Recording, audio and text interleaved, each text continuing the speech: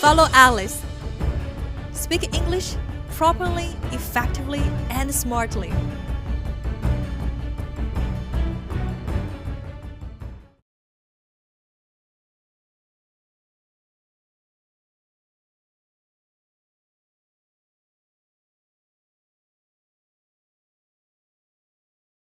Hi, this is Alice. Our pitch is the vocal notes that we hit while speaking, the highs and lows of our voice. When we speak a second language, it's very likely that we speak with a high pitch, especially girls. This is because girls were born to have a higher pitch than boys. Sometimes the students are not even aware that they speak with a very high pitch. This is terrible because if you speak with too high pitch, you will sound like this. Pitch is the highness or lowness of a speaker's voice. Changes in pitch are also known as inflections. They give your voice luster, warmth, and vitality. Inflections reveal whether you are asking a question or making a statement, whether you are being sincere or sarcastic. Your inflections can also make you sound happy or sad, angry or pleased, dynamic or listless, tense or relaxed. Pitch is the highness or lowness of the speaker's voice. Changes in pitch are known as inflections. They give your voice luster, warmth, and vitality. Inflections reveal whether you're asking a question or making a statement, whether you're being sincere or sarcastic. Your inflection could also make you sound happy or sad, angry or pleased, dynamic or listless, tense or relaxed. From which second did you start to quit listening? Speaking with a too high pitch can make your audience feel tired, annoyed, and even freaked out. If you keep on speaking at a too high pitch, your audience will feel disgusting and they shut their ears. So lowering your pitch at a comparatively comfort zone for others to listen to is very important. However, controlling your pitch does not mean that you deliver it in a very narrow vocal range. In other words, you should avoid monotone. Speaking with a flat tongue can make your audience sleepy and bored to death. Pitch is the highness or lowness of the speaker's voice. Changes in the pitch are known as inflections. They give your voice luster, warmth, vitality. Inflections reveal whether you are asking a question or making a statement, whether you are being sincere or sarcastic. Your inflections can also make you sound happy or sad, angry or pleased, dynamic or listless, tense or relaxed. Well, to speak with a comfortable pitch, we need to find a balance to let our tongue vary naturally. Now let's see Andy's speech. Pitch is the highness or lowness of the speaker's voice. Changes in pitch are known as inflections. They give your voice luster, warmth, and vitality. Inflections reveal whether you are asking a question or making a statement, whether you are being sincere or sarcastic. Your inflections can also make you sound happy or sad, angry or pleased, dynamic or listless, tense or relaxed. Now, pause the video for 1 minute and practice by yourself. Control your pitch. Please stand up. Have you started practicing? Alice is watching you. Okay, come back. You see, same words expressed in different tongues can have completely different meanings and moods. Now, let's do an experiment. Tony is asking his girlfriend to buy him a pack of instant noodles. And he says in this way, "Go buy me some instant noodles." do you think his girlfriend will buy it for him? Definitely no. She only threw shoes to his face.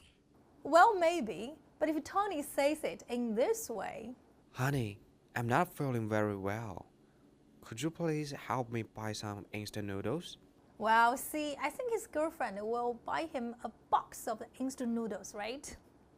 Well, all different tongues carry different meanings.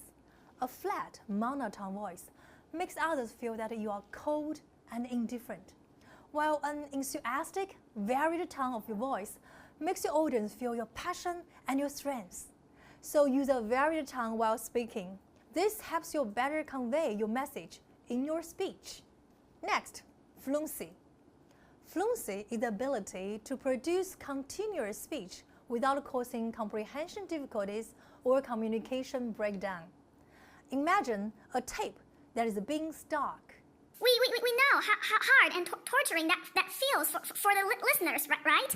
If your speech is not fluent enough, your audience only hear pieces of words. In this way, you lose your audience in a very short time. Some people like to use yes, okay. Well, to cover up their lack of fluency, just have a look at this one. To use your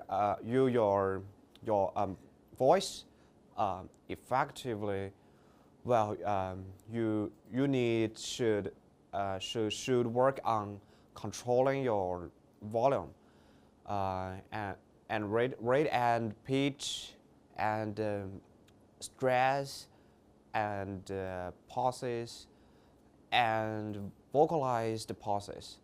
Avoid vocalized pauses. Yes, well, volume is the relative loudness or of your voice. Okay, and pitch is the relative highness of or lowness. Rate refers to the speed at which you talk. Pauses, okay, when carefully timed, okay, can add impact to your speech. Okay, stop. What do you remember? Only yes, and okay? The story was torn into pieces. These words are called filler words. They are meaningless words you use to fill in the gap between words. Don't do that. Filler words are not pauses. But I want to emphasize again that fluency is never equal to no pauses. We need to be comfortable with silent pauses without filling them with unnecessary sounds, so that the audience can listen more comfortably and have time to digest what we say. You will do it in this way.